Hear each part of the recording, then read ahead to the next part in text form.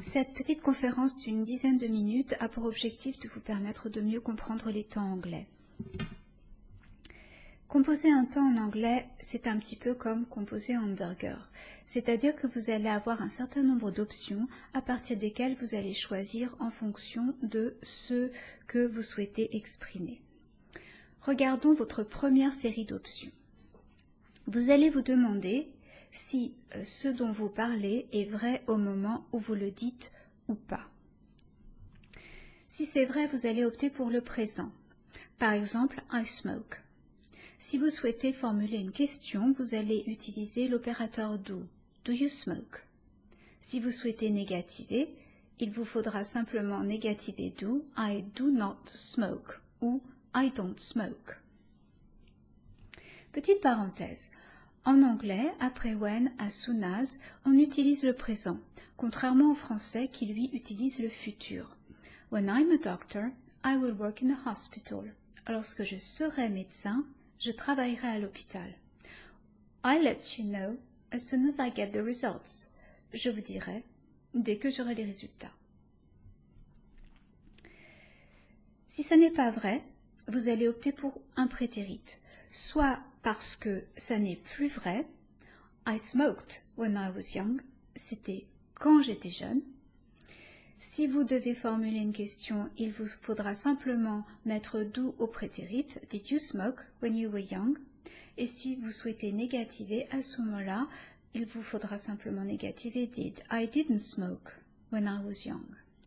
C'est un temps que vous allez utiliser de préférence avec des dateurs passés comme ago, yesterday, for lorsqu'il signifie pendant, in 1996, prior to, etc.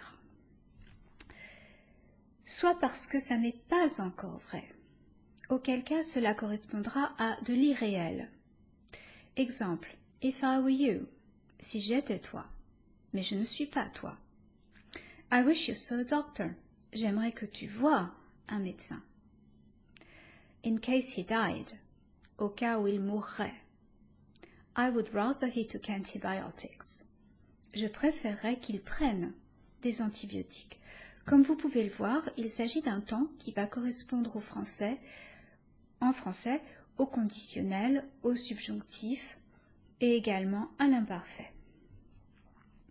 Je vous rappelle que en anglais, comme dans d'autres langues germaniques, le futur n'existe pas à proprement parler et que pour exprimer l'avenir, vous allez devoir utiliser le présent. Vous allez pouvoir également utiliser des modaux ou des périphrases telles que be going to. Regardons votre deuxième série d'options. Votre question va être allez-vous utiliser have plus participe passé ou pas? Voyons voir la différence. Lorsque vous aurez besoin de faire un lien entre l'événement et le moment où vous parlez, à ce moment-là, vous allez opter pour have plus participe passé. Voyons voir les différents cas de figure. Vous avez besoin de faire un bilan. À ce moment-là, vous allez dire I have drunk 20 beers so far. Jusqu'à présent, j'ai bu 20 bières. Si vous vous positionnez dans le passé, lorsqu'il est arrivé, il vous suffira simplement de mettre have au prétérit. I had drunk 20 beers when he arrived. Si vous souhaitez exprimer un événement qui a une conséquence sur votre T0, à ce moment-là, là encore, vous opterez pour have plus participe passé. Exemple, I have broken my arm. Je me suis cassé le bras. Résultat, je ne peux pas passer mon examen. I cannot sit for the exam. Si votre T0 est au passé, I could not sit for the exam. À ce moment-là, il vous suffit de mettre have au prétérit. I had broken my arm. Je m'étais cassé le bras. Je n'ai pas pu passer mon examen. Troisième cas de figure, votre événement a commencé à T-1 et est toujours d'actualité. I have been ill for 1 week. Je suis malade depuis une semaine. Ma maladie a commencé il y a une semaine, je suis encore malade. I had been ill for 1 week when I saw the doctor. Lorsque j'ai vu le médecin, j'étais malade depuis 1 semaine. Une question importante est la différence entre for et since. Eh bien, il s'agit tout simplement d'un point de départ dans le temps pour since et d'une durée pour for. Exemple, vous souhaitez dire depuis 5 heures. Eh bien, tout dépend. Si vous dites depuis que l'aiguille est sur 5 heures, point de départ dans le temps, vous allez dire since 5 o'clock. Si depuis 5 heures signifie depuis 5 longues heures, durée, à ce moment-là, vous allez dire for 5 hours. Donc, avec since, vous fixez un point de départ dans le temps, par exemple, since Christmas, since Easter, depuis Pâques, since I was 10, depuis que j'ai 10 ans. Avec for, vous comptez. For 3 days, depuis 3 jours, for 3 weeks, for 3 months. S'il n'y a pas de lien entre l'événement et le T0, à ce moment-là, eh bien, vous n'opterez pas pour have plus participe passé. Regardons à présent votre troisième série d'options. Votre question va être « Utilisez-vous be plus ing ou pas ?» Voyons voir la différence. Si vous souhaitez faire un commentaire, à ce moment-là, vous allez opter pour be plus ing. Par exemple, quelqu'un vous invite à déjeuner, vous ne pouvez pas. Pourquoi? Parce que vous jouez au golf. À ce moment-là, vous allez dire « I'm playing golf ». Autre cas de figure, votre patient fait un arrêt cardiaque, vous avez besoin qu'une personne aille chercher un défibrillateur et à ce moment-là, vous allez lui expliquer « He's having a heart attack ». Vous allez faire un commentaire sur la situation afin d'interpeller votre collocuteur. Si vous ne souhaitez pas faire de commentaires et que vous souhaitez rester à un stade purement informatif, à ce moment-là, vous n'allez pas utiliser be plus ing. Voici 2 exemples qui me semblent être tout à fait révélateurs. Vous voyez, il s'agit d'un seul et même énoncé. Vous avez simplement opté pour be plus ing dans votre deuxième énoncé. Voyons voir la différence. What did you do yesterday night in the OR?